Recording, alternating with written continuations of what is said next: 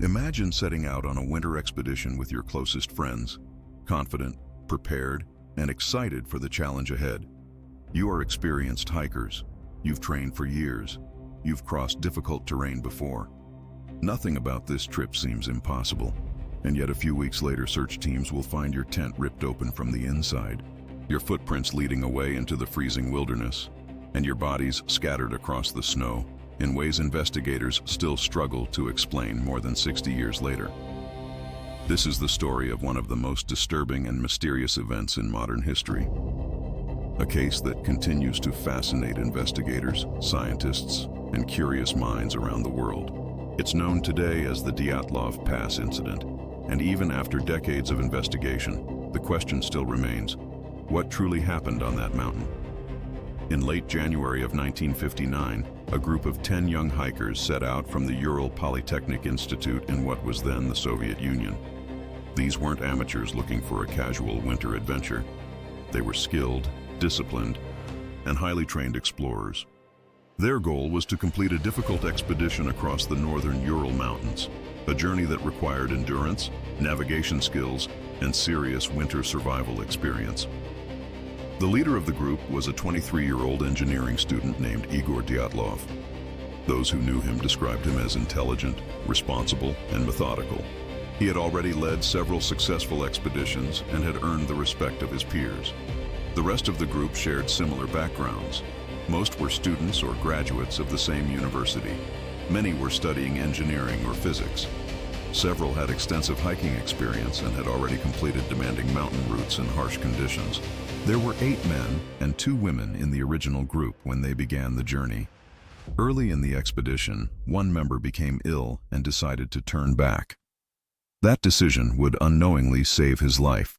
The remaining 9 hikers continued deeper into the mountains, unaware that they were walking toward a mystery that would haunt investigators for generations. Their destination was a remote region of the Ural Mountains, an area rarely visited during winter. Snowstorms, freezing temperatures, and powerful winds made the terrain extremely dangerous. But the group was well prepared. They carried tents, skis, food supplies, and the equipment necessary for survival in extreme cold. Their plan was carefully organized. They expected to complete the expedition within a few weeks and then send word back once they returned to civilization. Before leaving, Dyatlov told friends that they would send a telegram when they returned. Everyone expected the message to arrive sometime in mid-February, but the message never came. At first, nobody was overly concerned. Delays were common during remote expeditions. Snowstorms could slow travel. Routes could take longer than expected. Days passed, then more days passed. Still nothing. Eventually, families began to worry.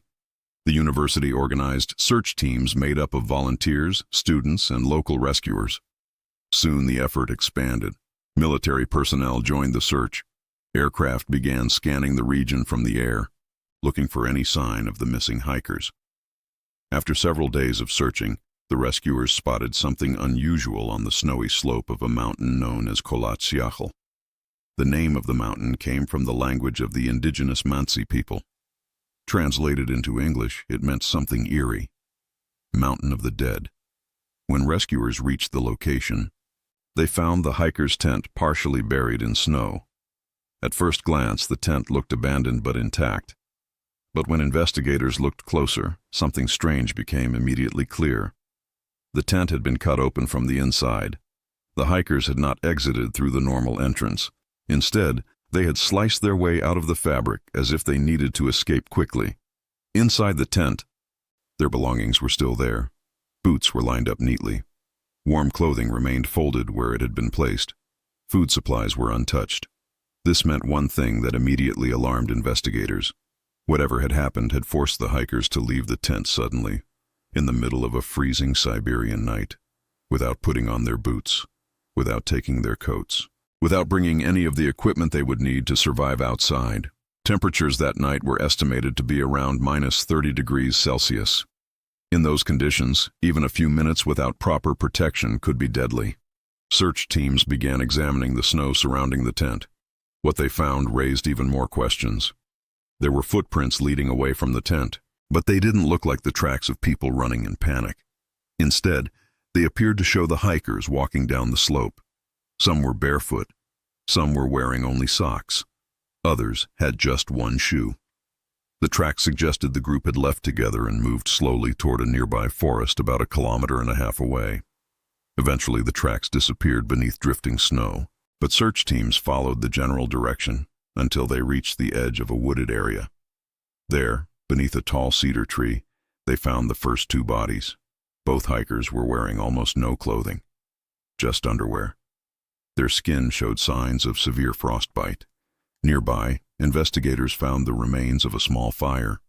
The ground around it was covered with burned branches, suggesting the hikers had desperately tried to keep warm. The cedar tree above them showed broken branches several meters up the trunk, as if someone had climbed high into the tree. Investigators later suggested the climber may have been trying to see the tent in the distance, or perhaps trying to spot something else in the darkness, something that frightened them.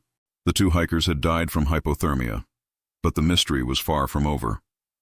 Over the next several days, search teams discovered 3 more bodies scattered between the forest and the tent.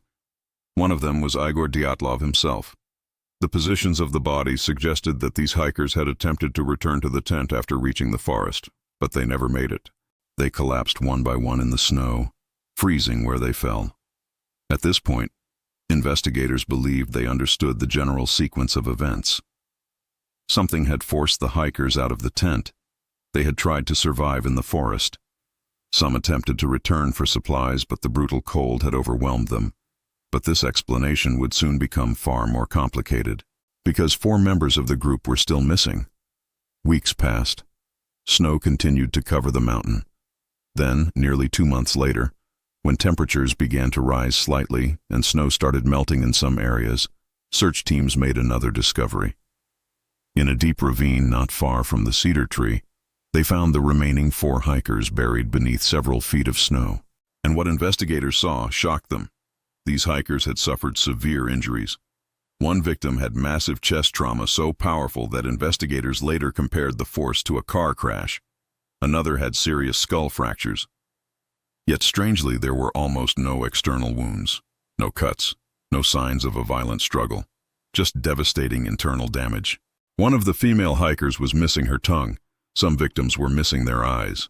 Investigators later suggested that animals or natural decomposition could explain some of these missing features, but the details still disturbed many people involved in the case.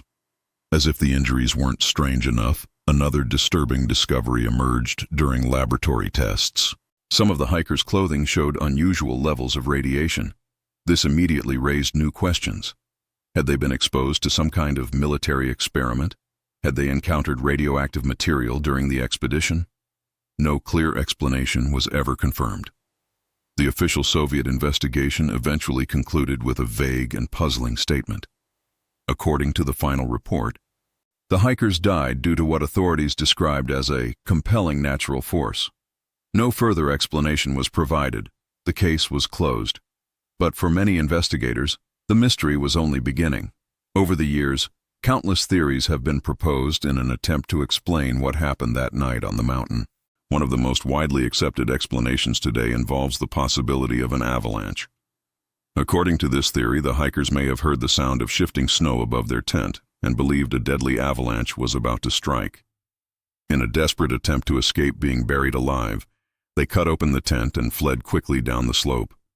Later, exposed to the extreme cold, they may have tried to survive by building a fire in the forest. But critics of this theory point out several problems. There were no clear avalanche tracks in the area. The slope where the tent was found was not steep enough for a large avalanche. And most importantly, the footprints suggested the hikers walked away calmly rather than running in panic.